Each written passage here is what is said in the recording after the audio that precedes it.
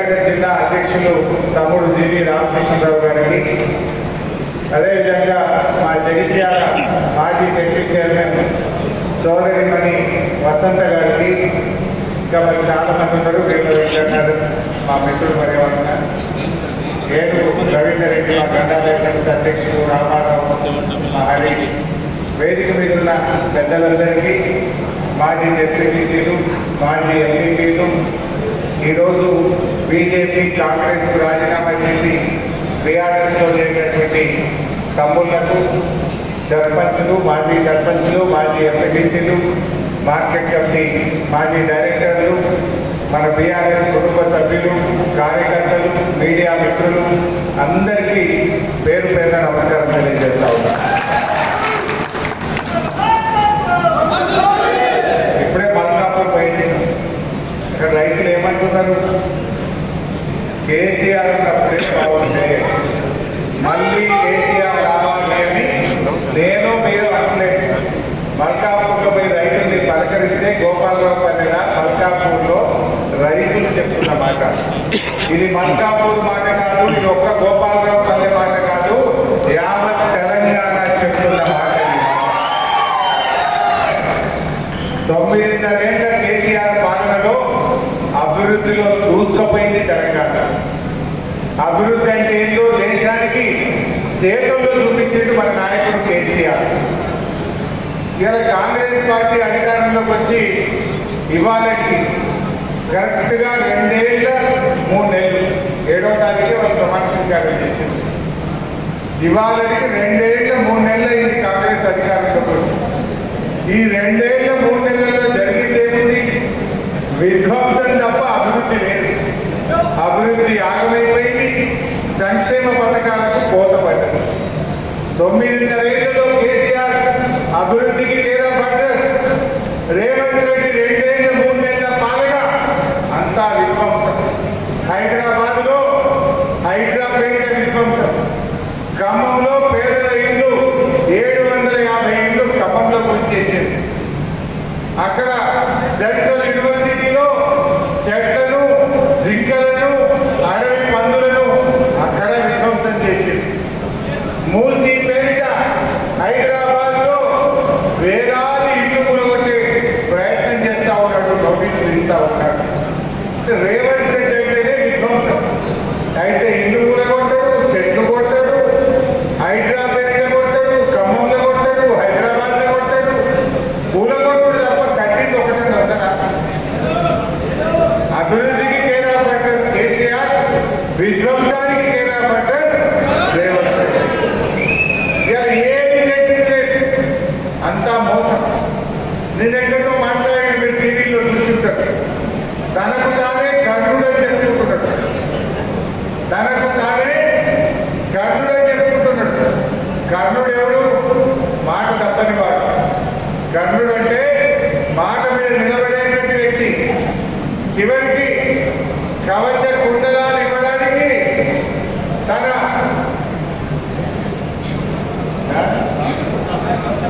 తన జాతిని చీరి కవచ కుండలాలు అందించినటువంటి వ్యక్తి, మాట మీద నిలబడే వ్యక్తి కర్ణుడు.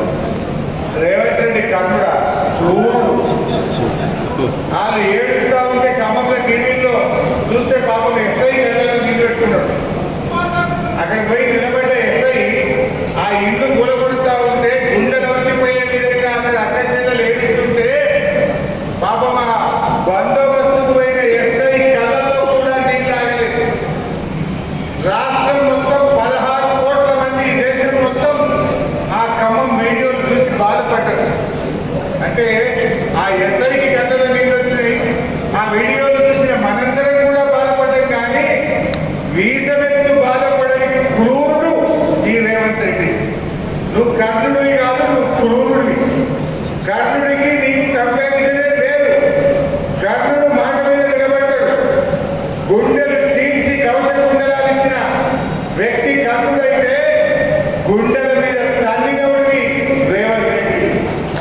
ఇవాళ 6 గ్యారెంటీలని, 400 హామీలని రైతుల్ని మోసం చేసినావు కదా. ఆనాడు కేసీఆర్ వ్యవసాయాన్ని పండగ చేసి కేసీఆర్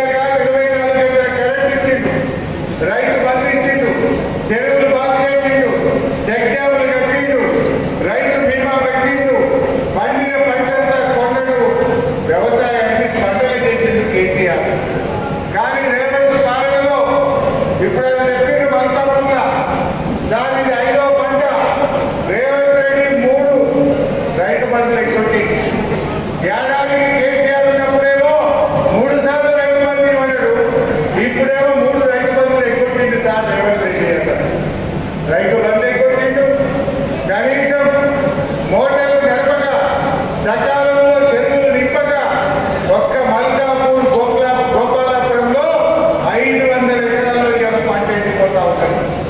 అంటే నీ మూర్ఖత్వం వల్ల, నీ చేతగాంతనం వల్ల ఇవాళ పంటలు ఎండిపోయే పరిస్థితి వచ్చింది.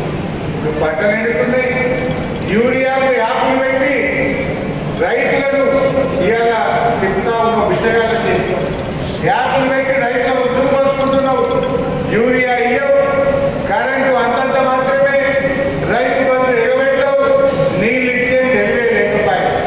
నాడు కేసీఆర్ పండుగ చేస్తే ఈ కాలంలో వ్యవసాయం దండగైపోయిన పరిస్థితి ఏర్పడ్డది.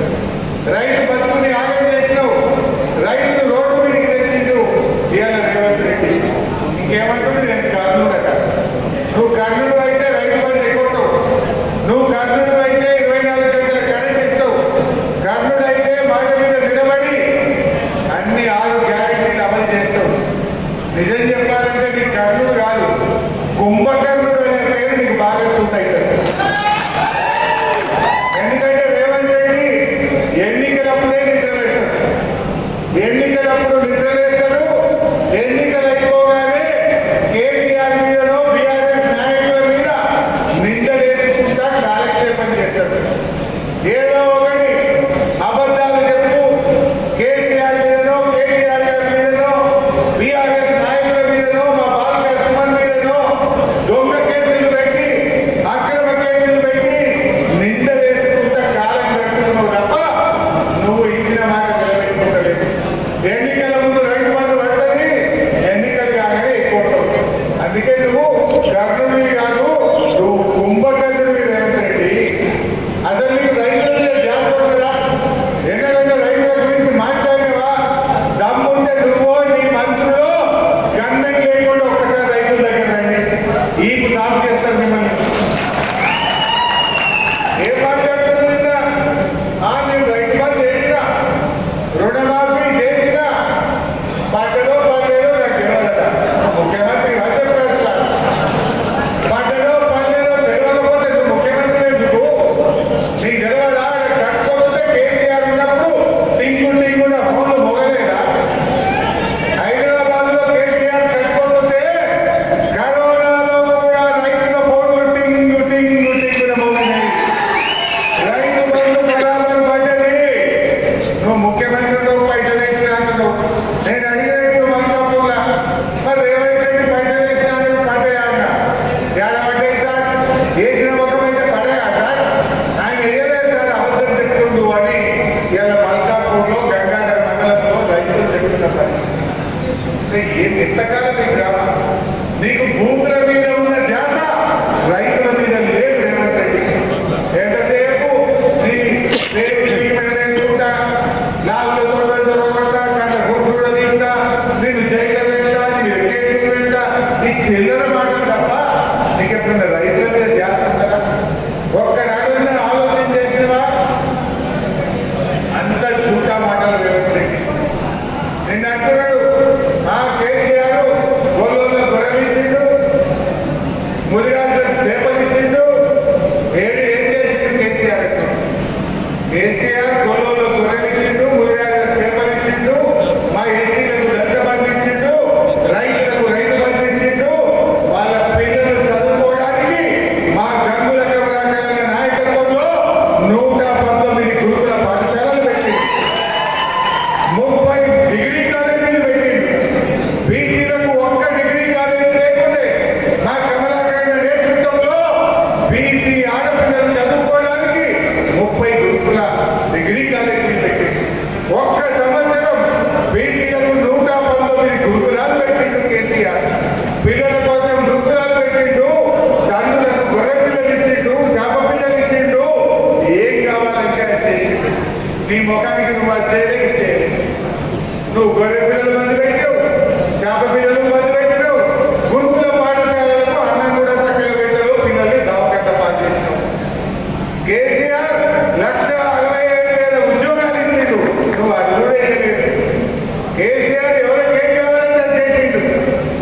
సంపాదించేటోళ్ళకు ఉద్యోగాలు ఇచ్చిండు, పిల్లలు చదువుకోవడానికి గురుకులాలు పెట్టిండు, తల్లిదండ్రులు బతకడానికి గొర్రెలు ఇచ్చిండు, బీసీ బంద్ ఇచ్చిండు, చేప పిల్లలు ఇచ్చిండు, దళిత బంద్ ఇచ్చిండు, రైతు బంద్ ఇచ్చిండు, నీళ్ళు ఇచ్చిండు, కరెంట్ ఇచ్చిండు, బంగారం మొదలు పంటలు పండించిండు.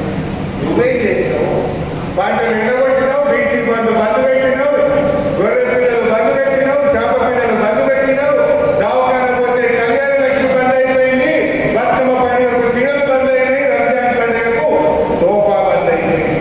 కోతలు పెట్టుడు, బంధు పెట్టుడు, కేసులు పెట్టుడు, ఇంకేమన్నా కూడా ఏ ఉద్ధరించినావు?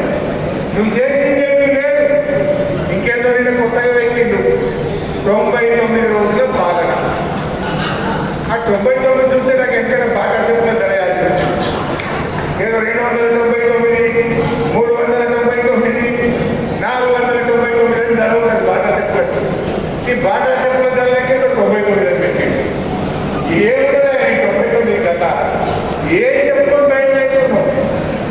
అరే ఇప్పటికే ప్రజాపాలన పేరు దరఖాస్తులన్నీ అట్టెక్కినాయి. రెవెన్యూ సదస్సుల్లో తీసుకున్న దరఖాస్తులు అట్టెక్కినాయి. మళ్ళీ ఇప్పుడు దరఖాస్తులట. ఇచ్చిన దరఖాస్తులు ఏమైనాయి? ప్రజాపాలన దరఖాస్తులు ఏమైంది? రెవెన్యూ దరఖాస్తులు ఏమైనాయి? ఒక్క పింఛన్ ఇచ్చిన కొత్తగా కేసీఆర్ బీడీ చేస్తున్నది ఇచ్చిండు. 57 ఏళ్ళకి ఇస్తాక 57 ఏళ్ళకి పెన్షన్ ఇచ్చిండు. 2000 చేస్తాక 2000 చేసిండు. నువ్వు ఒక్క పింఛన్ ఇచ్చినావా? ఏ ముఖం పెట్టుకొని మళ్ళీ 99 రోజుల పాలన రాండి. 99 రోజుల పాలనకు మీ కాంగ్రెస్ ఎమ్మెల్యేలు, మీ కాంగ్రెస్ మంత్రులు పోలీసులు లేకుండా రాత్రి పోలీసులు లేకుండా ఊళ్ళకి రాత్రి నిజంగా మీరు ధైర్యం ఉంటే మంచిగా పనిచేస్తే మీ పాలన మీద మీకు నమ్మకం ఉంటే పోలీసులు లేకుండా ఊళ్ళకి రాండి. ప్రజలు చెప్తారు, నీ రైతు బంధు సంగతి చెప్తారు, నీ ప్రజాపాలన సంగతి చెప్తారు, నీ పింఛన్ల సంగతి చెప్తారు.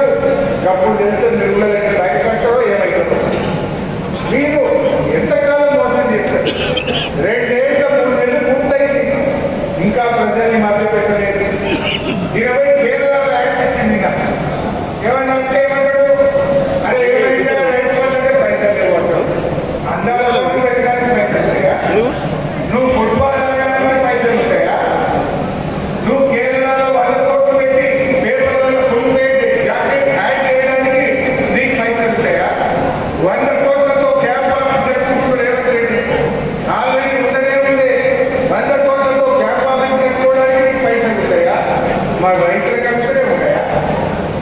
మూసీ బ్యూటిఫికేషన్ పేరిట 1,50,000 కోట్లు ఖర్చు పెట్టారట. మూసీ పేరిట పేదల ఇల్లు కూలగొట్టారట. అందాల కోసం, మెరుగులు దిద్దడం కోసం మూసీకి 1,50,000 కోట్లు పెడతాంటావు. మా రైతులకు రైతు బంధు ఎందుకు ఇవ్వవు? మా రిటైర్డ్ ఉద్యోగులకు పెన్షన్ డబ్బులు ఎందుకు ఇవ్వవు? వాళ్ళ బకాయిలు ఎందుకు ఇవ్వవు? మా ఉద్యోగుల పిఆర్సీ ఎందుకు ఇవ్వవు? మా ఉద్యోగులకు డిఏలు ఎందుకు ఇవ్వవు? మా దళిత బంధు, బీసీ బంధు ఎందుకు ఇవ్వవు? అంటే నీకు పేదల మీద మనసు లేదు. కాంట్రాక్టర్లకు 30,000 కోట్ల బిల్లులు ఇచ్చిండు. కమిషన్లు వస్తాయని కాంట్రాక్టర్లకు బిల్లులు ఇస్తూ, రైతులు ఇస్తే కమిషన్ రాదు, ఇవ్వవు. రైతులందరికీ చులకగా రిటైర్డ్ ఉద్యోగులకు ఇస్తే నీకు కమిషన్ రాదు, అందుకే రిటైర్డ్ ఉద్యోగులకు ఇస్తలేదు. బడా కాంట్రాక్టర్లకు 30,000 కోట్ల కమిషన్ ఇస్తాం, బిల్లులు ఇస్తాం.